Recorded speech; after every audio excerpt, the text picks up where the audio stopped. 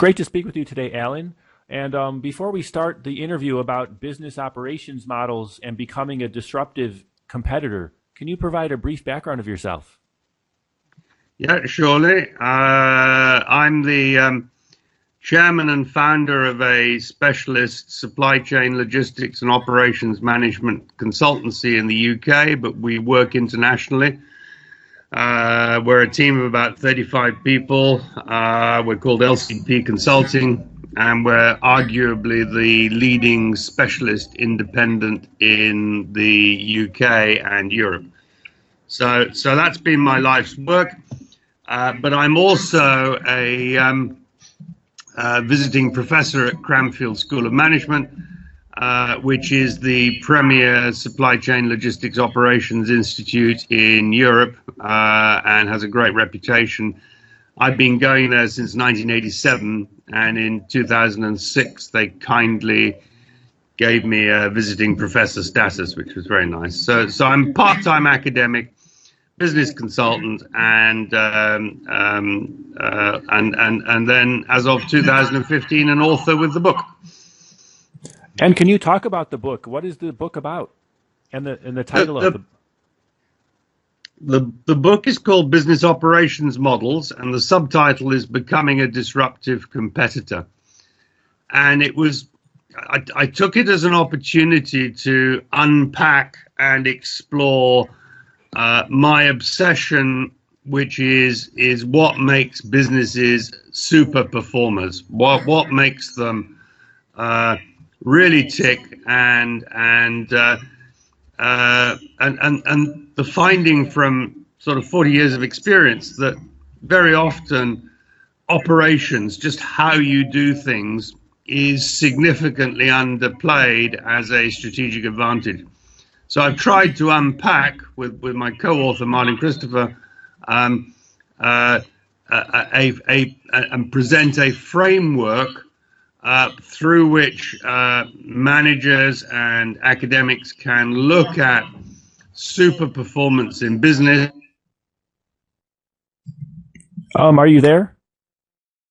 Brilliantly, firstly for its customers, so it's giving them compelling value. And then secondly, and equally important, financially makes a great return on revenue and investment. And that's basically the definition of a super performer. And if the company is then listed or valued, it will generate a superior value for the shareholders at the same time. So magic for customers, superior financial performance, super value for shareholders is the sort of maxim. And we just tried to unpack that and describe the role of operations in achieving that sort of magic cocktail, if that's the right way of putting it. Is there any more you can say about why did you write the book?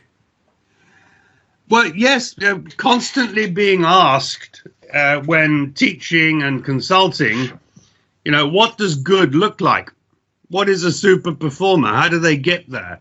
And trying to explain what good does look like and the sort of subtleties around it was sort of, that's been our life's work. So we tried to encapsulate it in the book and provide a framework for people to think through how they could generate superior value for customers and for the business.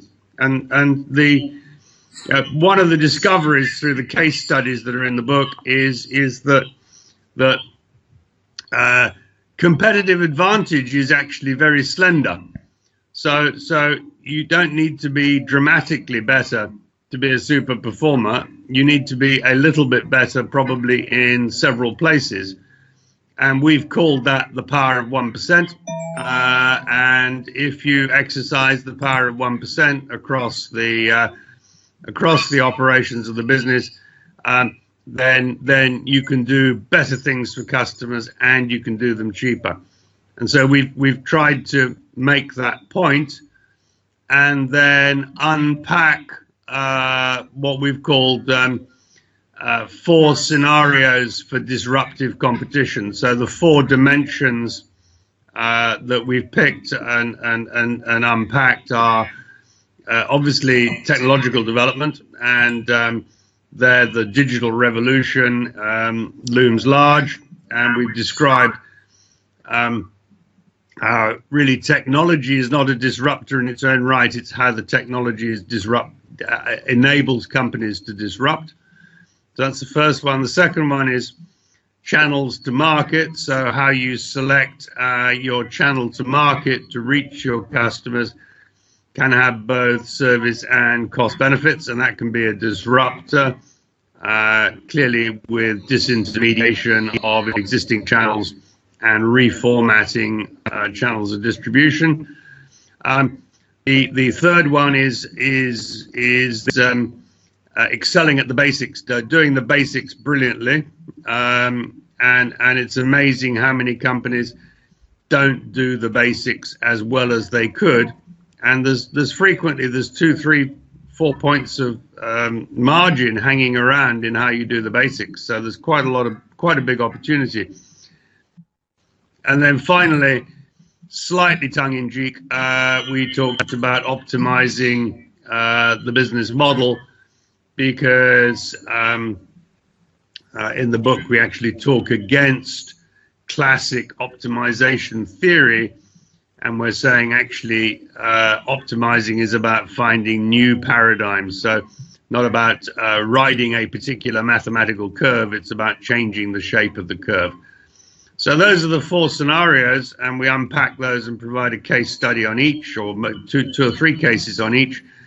And then we close the book off by talking about how difficult organizational change can be, particularly in larger corporations, and trying to provide some signposting as to how executives could address change.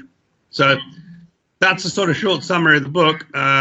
It was exciting to write. People tell us they like it, they find it interesting. It's full of sort of practical maxims for being a disruptive competitor, achieving super performance, and this summer I was fortunate enough to be invited to South America to do a lecture tour on it. So it's been fun as I've moved towards retirement to do it.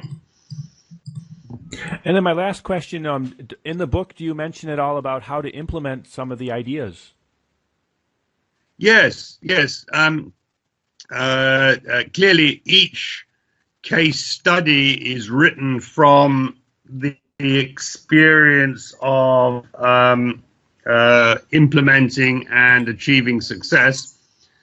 So each case provides insights into what the executive team did that was particularly different, and then the final 2 chapters really talk about the challenges of implementing and bringing a team together and making the changes that are necessary. But the discovery the discovery was, and is in the book, that the implementation is very often very dependent on 1 or 2 people at the top of the firm that have the new vision. It's dependent on their persistence, because it can take years to become an overnight success. So you can spend a lot of time digging away at the coalface and not getting the returns before suddenly the last brick in the wall falls into place, and then the whole thing goes forward at huge speed.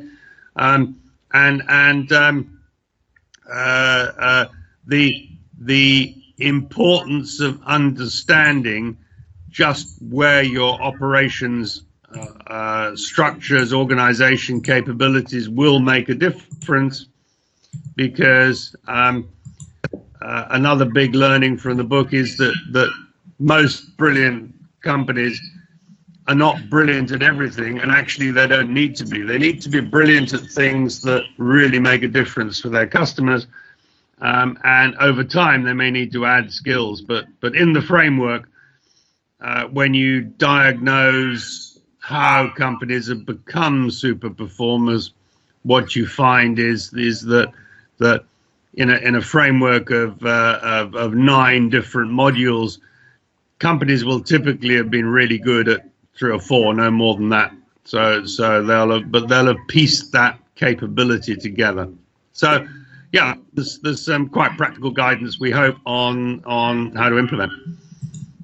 And thank you for sharing today. And where can people get your book? Online at Amazon. Oh, great. Thank you. Hang on, if you want to hang on, I'll just give you I don't remember the ISBN number, but I must be able to find it here. It's published by Kogan Page, well-known global educational publisher. Oh, great. So, and I'll put the link also later in the blog post.